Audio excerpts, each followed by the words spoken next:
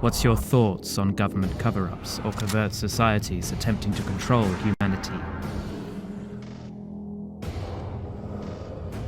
Do you believe in ancient astronauts, intergalactic communication, or extraterrestrial visitations? Ever had an experience with disembodied spirits or the paranormal universe? Are these subjects fact or fiction? Each week, Tony and Eddie explore these unbelievable realities and beyond.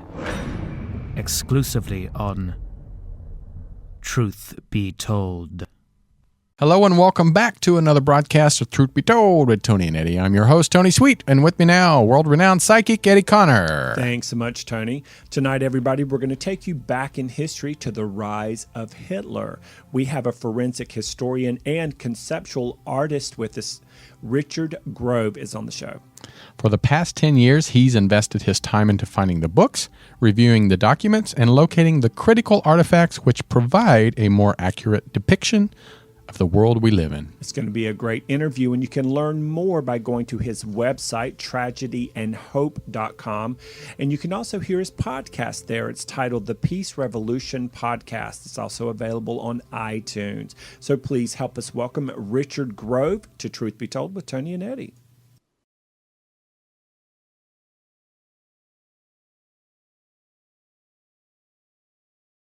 Hello, Richard Grove. How you doing?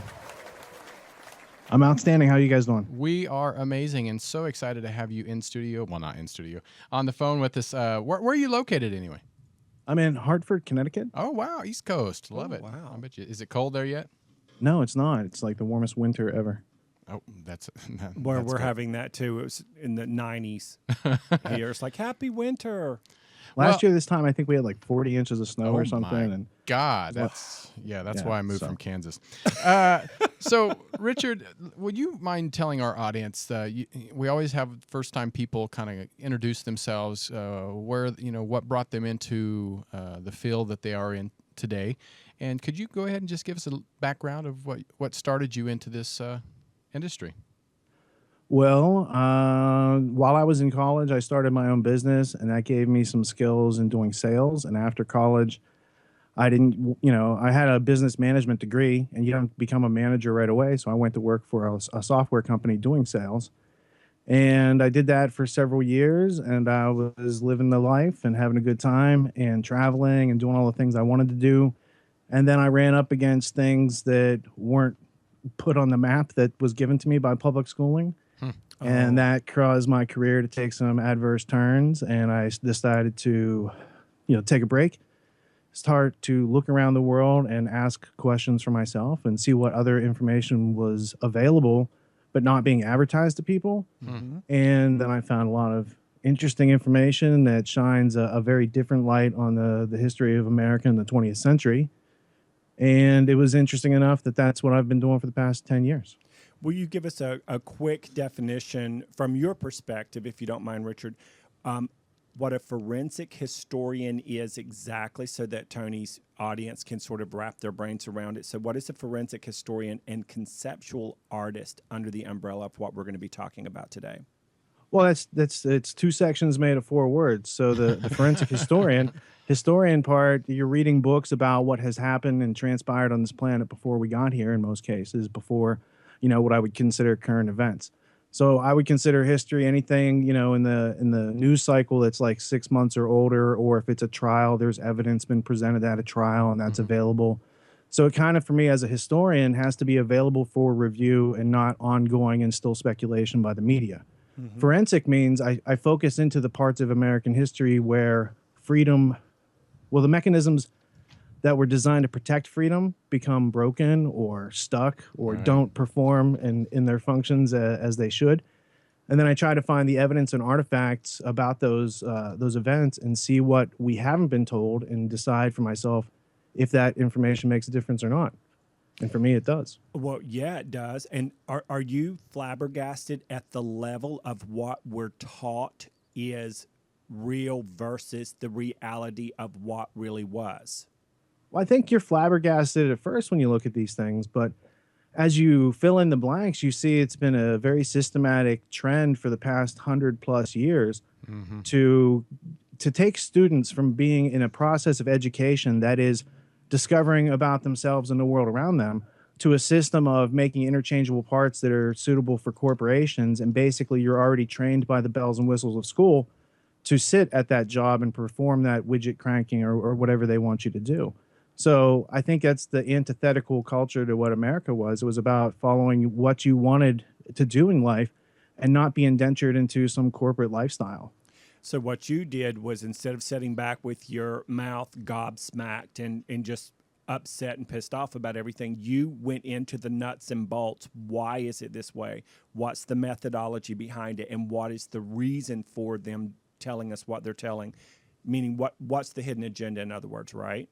Well, yeah, it's like when we are taught in school or university, if you take any sort of historical courses, it's like, here's a series of events that happened, and then here we are today. And there's so much left out of it that when you go and look, it's like, well, what other what other intelligent, credible books were written about American history in the 20th century? And then you discovered that one of the most credible books, written by an Ivy League professor who was teaching at the highest levels of a diplomatic service grooming conglomerate, Georgetown, Right. had written a book that was so good that they destroyed the plates so that other people couldn't read it right Oh, after my it was God. printed. Wow. And so that kind of caught my interest. And I was like, when I finally got my hands on a bootleg copy and then finally a first edition copy to compare them, what you find out is like, oh, it's what we're not being told. That's why they destroyed the plates to that book. And the difference is going from a place where, it's like, Santa Claus or the Tooth Fairy or any of these other things, these other mythological structures. There's a lot more to how the world works than what we're told. And, you explore, you find that. Well, I'm curious because I've always been a history buff myself. But what was that pivotal moment? Because not just, studying history, but to make you want to go in a little more depth in what you're seeking. Because some of the stuff that you're tapping on, and because we talk to a lot of archaeologists that, even in the archaeological world, they deny and they get in trouble for telling the truth. So what made you want to tell the truth where a lot of people might be not so happy about that?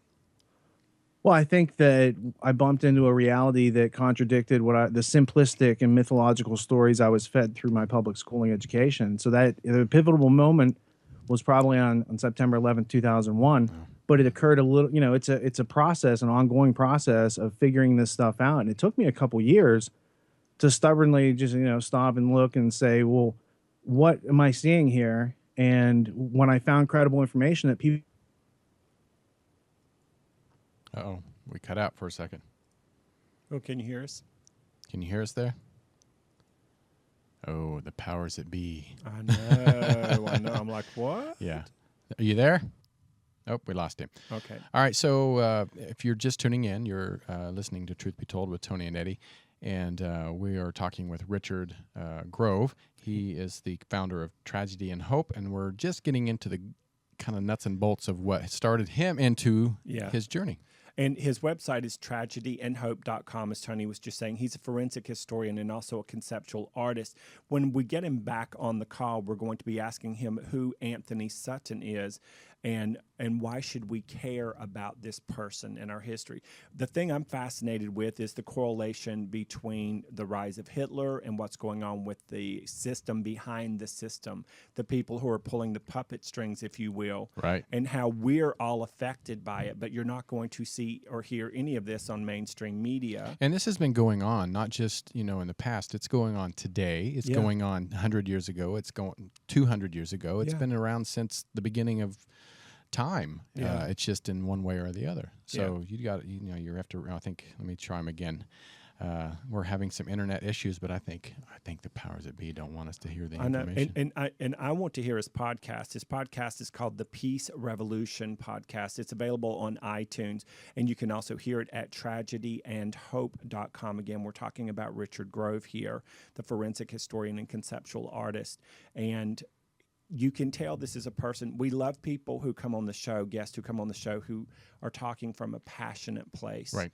Who really love to the core of their being getting this information out there and waking up humanity. And it's, like I said, all of us have that need to know. Some just want to know more than others, but everybody I think needs to know what's going on. And I think we're after 2012. I think we're opening up our spirituality more to where we want to know the truth and we're not believing our powers that be. Yeah, and I'm excited about the nuts and bolts of how and why. Yeah. The how and why part fascinates me, and how they're stealing models or using models that have been used all the way back 100 years, 200 years, 300 years. That's the fascinating part to me. And the other part is I find that since 2012, since the veil between worlds dropped, for lack of a better way to say it, and I'm kind of the paranormal part of the show because I love the non-physical aspect of how that governs our lives here on the earth plane. Since the veil between worlds dropped, between dimensions in 2012, which is the real meaning of the end of the world, as people were saying with the Mayan calendar, it just elevated our consciousness more. And so that's why we get to have great guests like Richard Grove on the show to come in and show us what's really been going on behind the scenes all of this time and educate people. And I was telling Eddie earlier that I watched a documentary. It's on Hulu Plus if you want to go watch it. It's called Ancient Aliens and the New World Order. And it goes from talking about our leadership to UFOs and how it's all connected. It's all connected in one form or the other, and it's very fascinating. There are some things you're like, it's a little far-fetched, but we don't know anymore. We don't know some of the far-fetched things can be actually true. Well, 90% of anything you see on Sci-Fi Network and you read in books and that sort of thing that are considered science fiction have a big base of groundedness in reality based on something. Right. Gosh, what was I going to say earlier about the 2012? Oh, most humans do not like change. Oh, yeah. I like change, but... Well... It just depends. It depends what it is, but I like change. I like change that I can control. Well, there we go. So most people don't like change. They want things to stay exactly the way they are, but they want it to feel better. And unfortunately, right now, we're in a world where things don't feel good to more people than not. So there's a top 5% or a top 10%, and their life is just dandy. And unfortunately, they're kind of governing the other 60 to 70% of humanity on the earth plane. And they're banking on humans not liking change. They're banking on humans being lazy in the way we think and the way we take action. And there's a great picture I saw where the powers that be, meaning not our politicians, but the people who run the politicians, the people who run the machine called the United States and other parts of the world, they're playing Monopoly on a big table. And they're all sitting around smoking cigars and throwing gold coins all over the top of the Monopoly table. And under the table, instead of it being legs, is everyday working people living payday to payday. And the caption is, all we have to do is stand up and the game is over. Oh, wow. And that's why we have to have people like Richard Grove on the show, because if we change our thinking a little bit at a time, expand our consciousness, listen to things, not just our show, there's lots of other shows out there that we'd encourage to listen to. That's right, that will tell you the truth so that you are well equipped. That's another thing we like about Richard. He didn't just get upset because of the things that he was reading about and hearing about. He wanted to get inside of it, behind it, to figure out what the nuts and bolts were. And then he figured out there's a formula here. And this formula's been going on since probably the beginning of time, for all we know.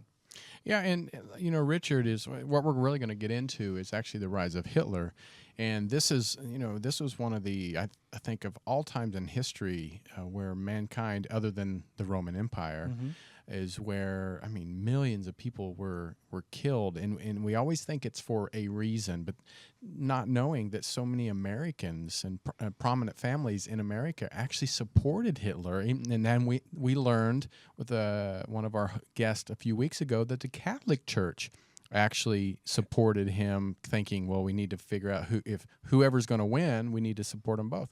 So all these people that we look up to, from religious figures to politicians, That's why you want to keep church and state separate completely at all separate. times. Yeah. Because if you don't, there's no two humans on the earth plane that believe the same thing about the same subject. We'll never believe in the same thing in the same subject. If we all thought alike, we would all be this monotonous, monochromatic looking kind of group of minions, literally.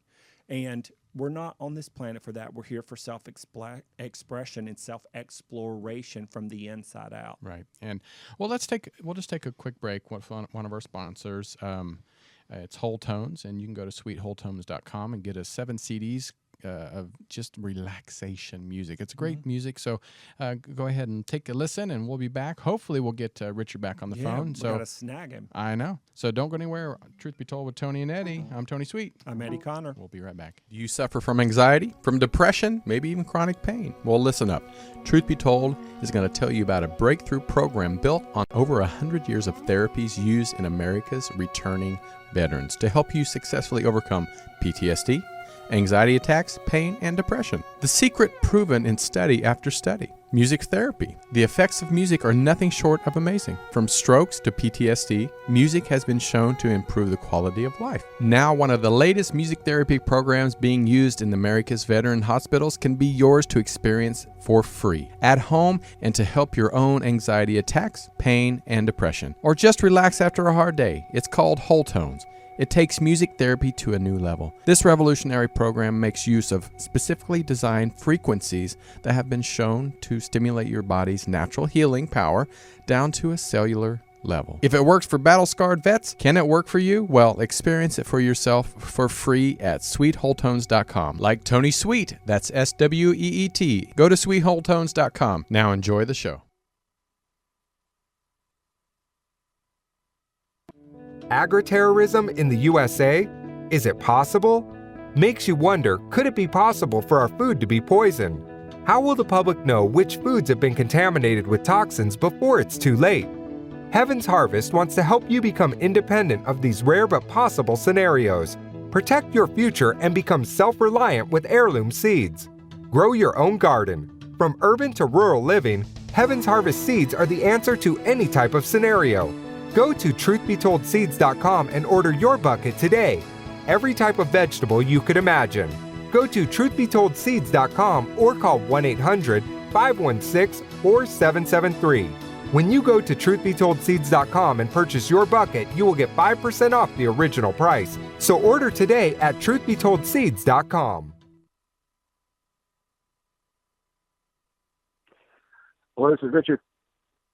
Hey, Richard, it's Tony Sweet and Eddie Connor. How you doing? This time we were muted. Hey, I'm So sorry for the technical hiccup. My internet hasn't gone out in like years. That's for some reason. Well, I said it's it's one of those things where somebody didn't want us to talk. I know today. when it's somebody like Yeah. you, stuff like this happens. It's so weird. Yeah. Maybe I didn't pay my cable bill. That's right. Well, if you need some cash, we'll transfer some over. All right. Well, welcome back. This is Richard Grove. He is the founder of TragedyandHope.com. And Richard, we're getting ready to get into the juicy stuff of the rise of Hitler. And Eddie, why don't you go ahead and you were asking about Mr. Sutton? Yeah, just before we went into commercial break, we wanted to ask you, who was Anthony Sutton and why should we care about this person? Well, Anthony Sutton was overall in his later years an author, but he started out doing research for Stanford University's Hoover Institution of Peace, War, and Revolution. And he wrote this 3-volume set on research that he had dug up from pre-Cold War and pre-World War II documents and sources. And it was called Western Technology and Soviet Development. It was a 3-volume set. It's pretty scarce today, and he summarized the books later in another trilogy. But what he found out was that Western financing, like Anglo-American and French financing, had been funding the rise of the communist regime in Soviet Union, which then turned into the Cold War after World War II. And so you see this recurring theme of people playing all sides of the spectrum and funding, seeming contradictions on varying sides of wars. And that pattern continued, and Sutton discovered it. And then he was asked to leave. And when he looked into, who runs the Hoover Institute, it's this guy, David Packard. And David Packard is involved with this thing called the Trilateral Commission, that was founded in 1973 by David Rockefeller and Zbigniew Brzezinski. Well, it turns out that once Sutton had discovered the Trilateral Commission and was becoming interested in that, he ends up losing his job, which takes away his money to do research. And the type of research he was doing back then cost a lot of money. He didn't have the internet, so he was actually having to fly places and study documents and archives to put his books together. He wrote another series of books called, well, I just call them the Wall Street Trilogy. There's Wall Street and FDR, Wall Street and the Bolshevik Revolution, and Wall Street and Hitler. And each book dissects all these resources based on credible documents that you can cross-reference and find other sources to back them up. But it paints a picture of Wall Street bankers funding the communist revolution, funding the rise of Hitler, and funding the United States role in World War II. And what was the purpose of them funding it? Was it more for just personal gain, or was it for other reasons? Well, when you find out that they've had a long-term agenda and that these are just steps progressing down like a checklist that they have, and the checklist kind of ends in the end of freedom and liberty for individuals, the end of local accountability insofar as any form of legitimate government, and the end of ways to be able to protect yourself from others who might want to prey on your production. So how did Sutton's work touch on the dark side, the darkest part of World War II, in your opinion? Well, because when you consider that the Nazi regime did evil things during World War II, and then consider that the people that facilitated them, armed them, financed them, allowed them to do all the industrial expansion, and basically drove them into a depression before that military expansion. So they were being played like a Wurlitzer, organ, and the Anglo-American establishment was pressing all the right keys, taking away money to create the super hyperinflation that they experienced after World War I, and then forcing them into a position by violating the Versailles Treaty that they would militarize and try to take back some of the lands that were denied to them after the 1919 treaty that was drawn up by the Dulles brothers and the British. It's so funny. The image I get whenever you're speaking about this, Richard, is I know it's going to sound off topic, but did you ever see the movie by Stephen King called Pet Sematary? Sure. You know that scene where that little boy, he's killed in a car accident, then they put him in the pet cemetery and he comes back to life?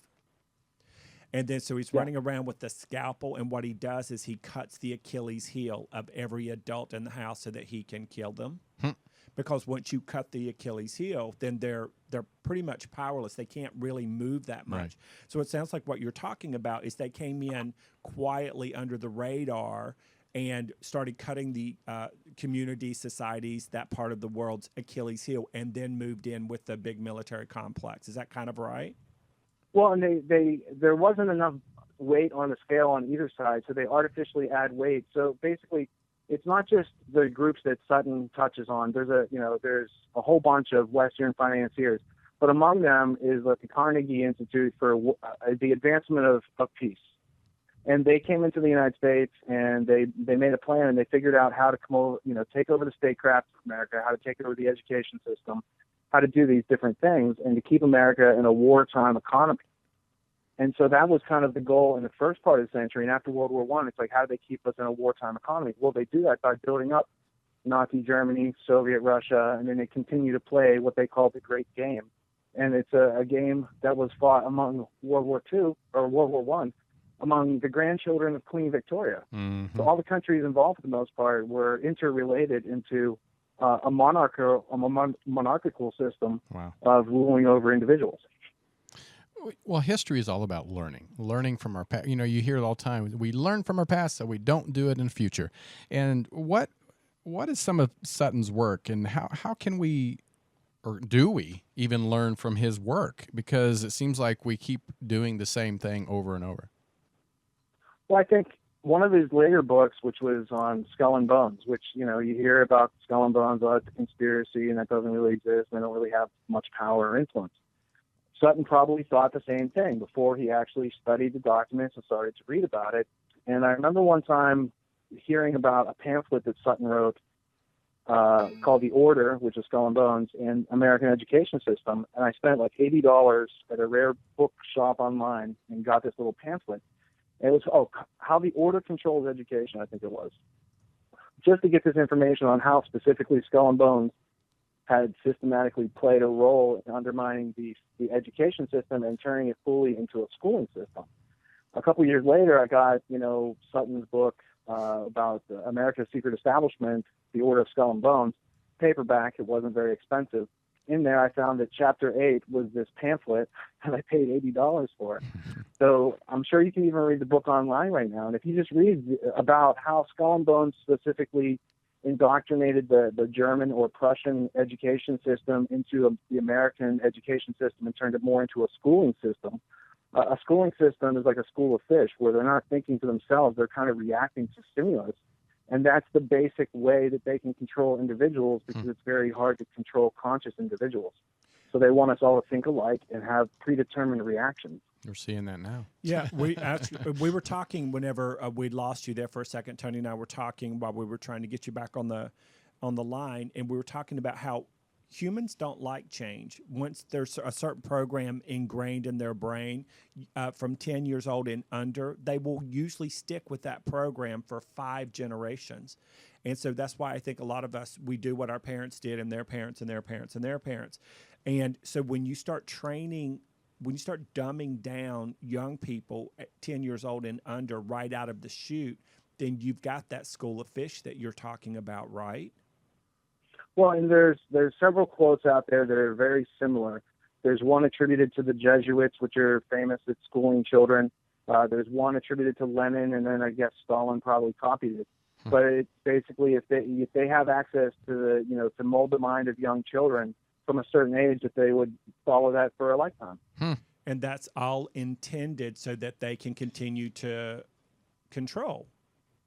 Well, I think that, parents should inform their kids of that before they even send them out the door to be schooled by this system. If you have to send your kids to public school, if you're in that type of situation, I don't know why we would send children out the door before they understand critical thinking and how to tell when an adult's lying. And you compare what they're saying to reality, and you try to, I just see all of us are born into a system that's ongoing and it's imperfect. And we're trying to figure out what actually happened, because what they told us was going on isn't actually going on. So what actually happened, and then what can we do from here as far as learning our way out? And I think it's an ongoing process. It's not happening in any one particular day, but it happens because we apply our learning skills and observation day after day after day. But the trend of dumbing down the American population can be seen if you look back the last couple generations, or if you read Civil War memorabilia or letters or content from back in the 1800s or even back in the 1700s. Still, it's much more heady and literate than most people can stand these days. Well, so it's always good exercise to read old documents. Yeah, I was born in the 60s and in the South around segregation, integration, and all of that. And I remember you did not ask questions that were out of the cookie cutter mold ever. You never questioned authority. You just did not have the freedom to do that, regardless of what your race was back in the 60s and the early 70s. And I remember, I think that's why my mom, she grew up in the church. She was one of 13 kids, and her mother was devout Christian and all of that. They lived in the church. And so whenever her 4 boys came of age, and then the people were knocking on the door, come to Southern Baptist Church, come here, come there. My mom gave us the permission. It's the only time she gave us permission to decide if we wanted to do it or not, because of the way she was brainwashed when she was growing up. And so I agree with you 1,000%. Why would you let your child walk out the front door without that critical thinking and trusting their gut instinct? Why would you do it? And Richard, you're a new father, and your son, or is it son? Is yes, that right? son. Is going to get to the point where he has to go to school. How do you feel? I mean, when you're sending them to a school, are you going to do a homeschool? He's going to be picking the school child, right? Or I mean, really, because that should be a concern of yours, because that they're going to. Yeah, definitely. I started investigating the type of education that goes on in this country a couple years ago when I interviewed an author named John Taylor Gatto. And I produced an interview that's called The Ultimate History Lesson. And it's basically a 5-hour discussion with him over a weekend. And before I read his books, I had been through the schooling system and thought, oh, I did really well at that system. I'd never really thought too much about it. But then later, I'm like, why am I off the map, and why am I finding things that aren't on that education? I go back and look at that education. Oh, that wasn't an education. I was schooled. I wasn't finding the answers to questions. I was being told declarative sentences, and the answers are always in the back of the teacher's book. But the teacher always has the answer. And so it was a very finite education. And the Greek term for this was enkyklaios paideia, which is an inscribed circle. It's the same idea that, or word set that generates encyclopedia. Also, like a closed circle of information, a limited scarcity, an artificial scarcity, because there's a lot more out there. And so sometimes the answers are bigger than what can fit in the teacher's section. But the schooling system makes you think that that's all there is. Oh, of course. And I can remember asking, well, especially in church. Now, I was able to do this in children's church. Welcome to Southern Baptist Hell. And I remember they were talking about whatever they were talking about, and I was asking, I mean, legitimate, sincere, from my heart questions, and nobody could answer. They did the same, what you were just describing, talking in the circles and just saying, that's just the way it is. Now shut up, basically. That's just the way it is. Get over it. Now, I'm going to ask you this question, and I can't pronounce the word. What is... I can't say it. Technocracy. Technocracy. Thank you. Technocracy is the use of technology to rule people. It's a ruling form of government that is made out of technology and scientists and scientism, as opposed to people being equal and having equal rights. And when did that word become used? Yeah, please tell me you trademarked and copyrighted, because it's pretty flawless. It was developed in the 1920s and was codified, I think, in 1932 at Columbia University. Wow. And a gentleman who was a co-author with Anthony Sutton on a book, Trilaterals Over Washington, back in 1978, recently wrote a book called Technocracy Rising that traces the history of the technocracy movement. But basically, it's a way to use science to manage people and to develop a new energy-based economy that supersedes free trade and takes away local accountability, which for individuals means the loss of any freedoms that we might be enjoying today. Because up until a couple hundred years ago, everyone had the right basically to be a slave, and truth and justice was what strong people said it was. And then for a while, we started trending toward having individual liberty and everyone being equal. And now all of a sudden they want to take us back to, an archaic revival in a dark age, where again it's a form of feudalism, and people are being treated as serfs and slaves, and no longer have true ownership over themselves or their property. Which means it goes all the way back to every time you go to get your updated iPhone, every time you sign a contract, every time you get a credit card, and every time you log into Facebook, you're being monitored, as it were. Well, and that turns into me. I've never had a Facebook page myself. I don't have a mobile phone yet, although now that I'm a father, I'm probably going to get one. And so it adds a little inconvenience to me. When I lost the internet here in the office, and I couldn't even email you or use the cable modem phone, which I consider a hard line, I had to go out and ask Lisa. I'm like, hey, where's your phone? I got to call these guys. So not having all that technology, maybe I'm not out there as much as I could be because I'm not on Facebook, or maybe I don't get as much communication because I don't use a mobile phone, because I'm not, I'm usually at my desk, and if I'm not at my desk, I'm doing something else, and I want to concentrate on that. Well, I have to say, though, you're not doing too bad, because you are on YouTube, the website itself, tragedyandhope.com. So people do find you. You have a great following. So it's not like that you're not out there. It's just there's certain things you choose not to be a part of. Exactly. And you're choosing it in a way where you have that perpetual freedom and peace of mind that comes with the decisions you're making around that. I think you're doing pretty dang flawless. Well, thank you. Seriously, we could learn a lot from just that little piece of the conversation. Oh, yeah. I mean, seriously. And speaking of tragedy and hope, so where did this come up? Where did you create this? Because you start with tragedy, which could be a negative, and then end with hope, which is definitely a positive. So where did this come from? It happens to be the name of a history book that was written in 1966 by a professor at Georgetown named Carroll Quigley. And I believe he was educated at Harvard. He had taught at Princeton. He's teaching at Georgetown School of Foreign Service. He's a pretty highfalutin academic in the Eastern establishment, and he had written a couple books before that. He wrote The Evolution of Civilizations, which basically takes you through the various civilizations that have risen and fallen through at least the past several thousand years. And then he wrote Tragedy and Hope in 1966, and then after that, I believe he wrote The Anglo-American Establishment. These are from the documents of the Council on Foreign Relations. So there's groups of people who form think tanks and have agendas, and their ideas are not of sovereignty for individuals, it's for globalism or internationalism. Wow. What that means to us is non-local accountability, which is the same thing as a form of slavery. And so he had the access for 20 years to the records of the people trying to do this, and he wrote a really big, heavy textbook in 1966 called Tragedy and Hope, A History of the World in Our Time. But as soon as it was printed, it was in so much demand it sold out immediately. And then the publisher, Macmillan, destroyed the plates of the book and then lied to Quigley and said there were no orders for the book, but when you called the orders the book, they would say that the plates were destroyed. So Quigley himself points out that there was some form of conspiracy going on trying to suppress this information. So, more recently, as recent as last year, there's a book called Tragedy and Hope 101, which I highly recommend because it's like a Cliff Notes version of the really big, heavy history book, and it's easy for people to understand from start to finish the illusions being created to make us think we have freedom and democracy and justice. And by understanding how we don't currently have that, I think we could learn how to get it in reality. By Joseph Plummer, by the way.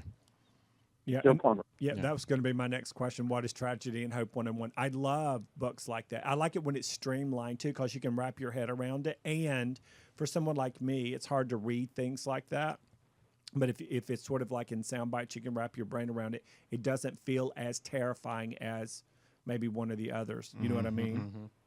So, well, what Joe does with that book, I just interviewed him, so it's one of the most recent posts, if not the most recent post, on both tragedyandhope.com and my YouTube page, which is YouTube/Tragedy and Hope Mag, because back then Tragedy and Hope wasn't available.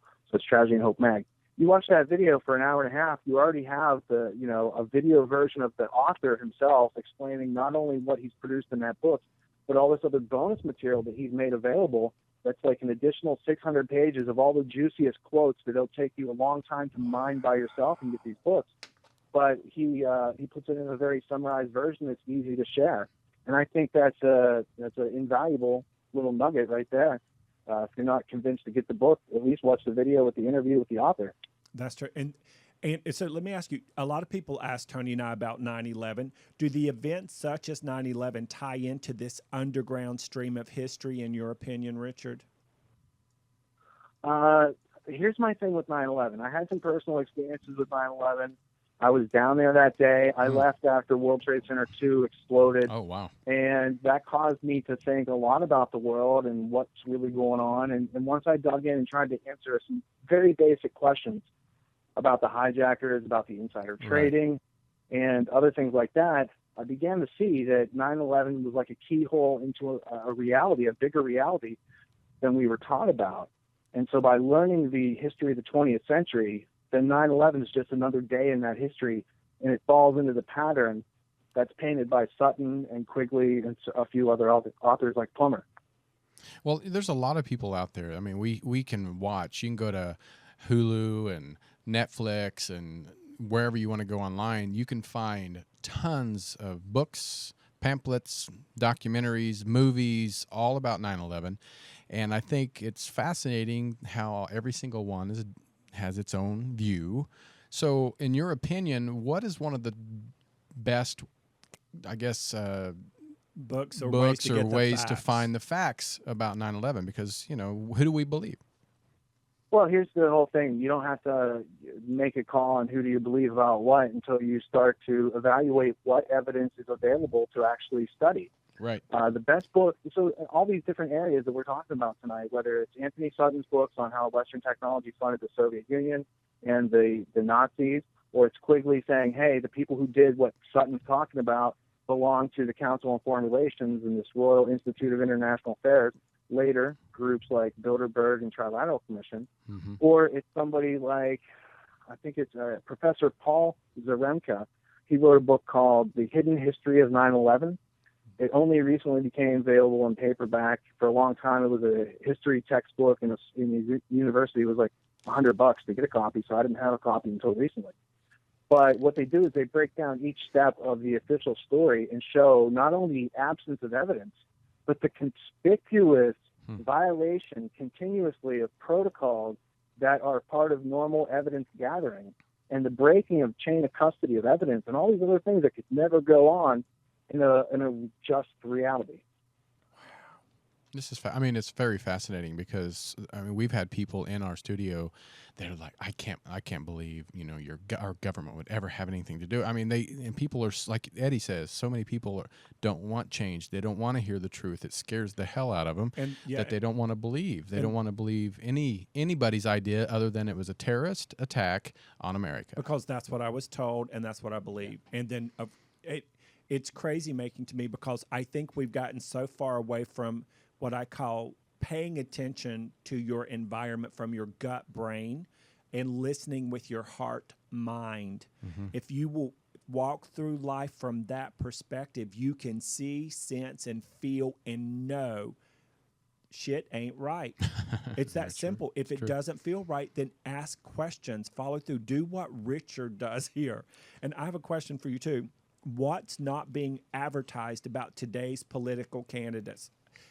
This should be fascinating. It will be, because I'm just like up in arms and just I've been more mad at this particular campaign than anyone ever, except for when we were trying to vote Jesse Helms out of the Senate back in the 80s, 1930s. Yes. Yeah, it's been probably almost 10 years since I stopped. I used to believe that there was some cause and effect relationship between my vote and who became president. Right. But like the Easter Bunny and the Tooth Fairy and stuff like that, I no longer believe in that, because I've seen the facts that there's too many breaks in the chain of causality between me and the people that get voted in. Yeah. That we all have to face the fact that we are represented by so-called elected officials who we've never met, who don't care about us, who don't represent our values most of the time.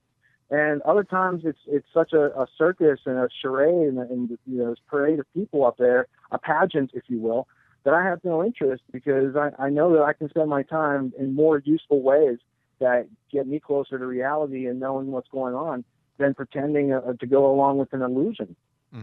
So, and it's got to just drive you nuts. Or have you gotten past that part where it drives you nuts? You know it is what it is, and then it's not that you're turning the other cheek from it. You're not, but you choose to lock your brilliance onto other aspects to make the quality of your life better. Well, I think sometimes when you turn the other cheek, it allows you to continue maintaining your focus, at least till you get struck again on the other cheek. Right. And for me, yeah, it's a downer to find out initially that, we were told like a fairy tale version of our American history for the last 100 years.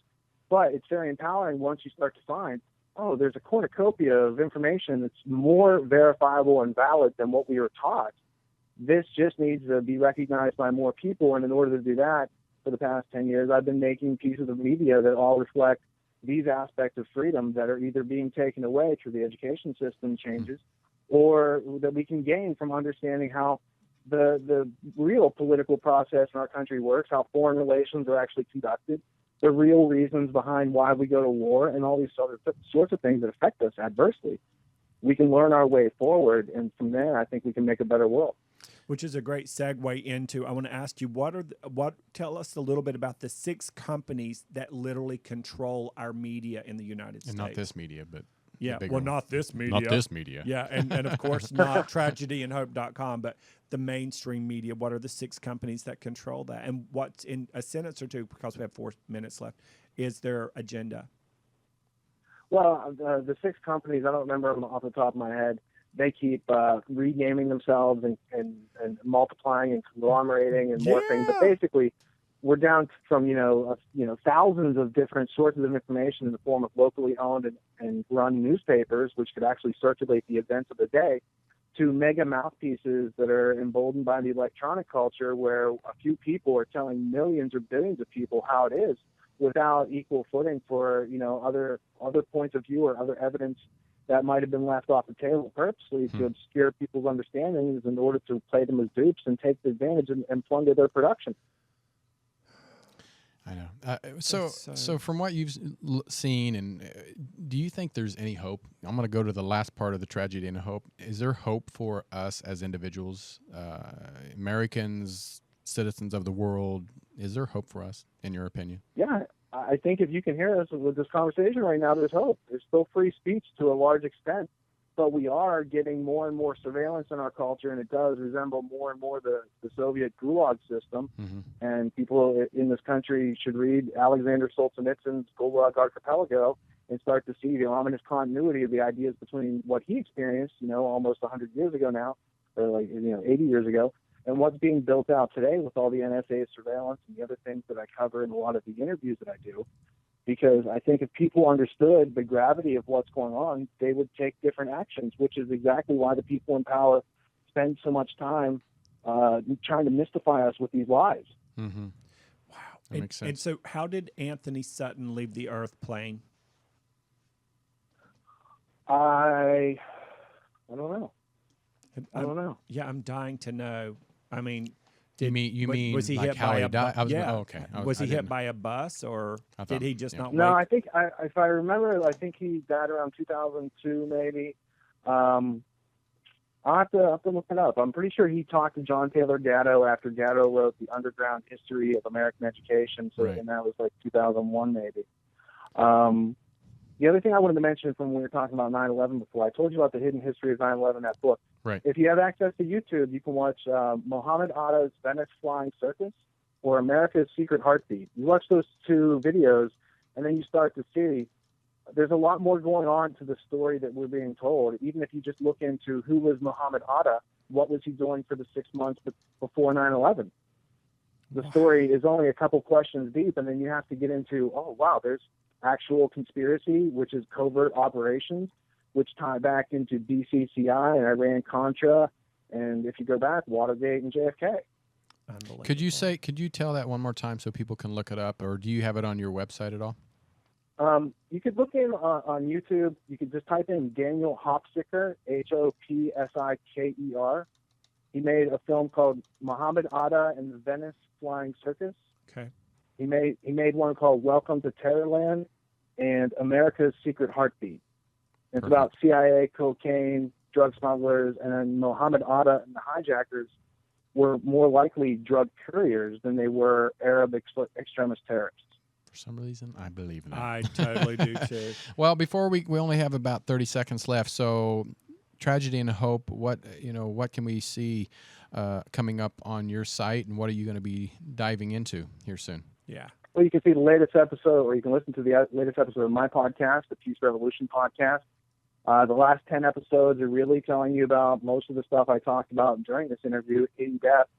My latest video release, I think, is from my Deep End series, and that's the Tragedy and Hope 101 interview with author Joe Plummer. That's great. And even in video and audio, I've produced like 1,000 hours of content in the last 10 years, and it's all commercial free. And we want to thank you so much. This is a great start. We hope you come back and visit us again because we have so much more to talk about. But this is Richard Grove, founder of Tragedy and Hope, and we want to thank you so much for joining us today. And I know Eddie and I both appreciate it. I know. And keep up the great work, and we're going to keep looking up to you for some great content I know you're going to create from years to come. Yeah, and we've been doing this for years, and once in a while we'll get someone like you that just gives us new information we have not heard before, and we love that, and we know that Tony's audience loves it too. So thank you, Richard. Well, thank you guys so much. I'm sorry about the technical No, hiccups, that's okay. but I'm sure if we talk again, it won't happen. All right. Awesome. We'll Thank tell you. the powers that be to leave us alone. That's right. All right. Take care, my friend. All right, you guys have a great weekend. You too. Bye now. Bye-bye. All right, well, guys, we're going to take a quick break. When we come back, we have another great show for you guys. Author and political analyst Roger Stone. We're going to talk about the Jeb family, Jeb Bush, and his crime family. So the inside story of an American dynasty. It's going to be good. So, truth be told, with Tony and Eddie, I'm Tony Sweet. I'm Eddie Connor. And we're back in 5 minutes, 10 minutes. All right, be back.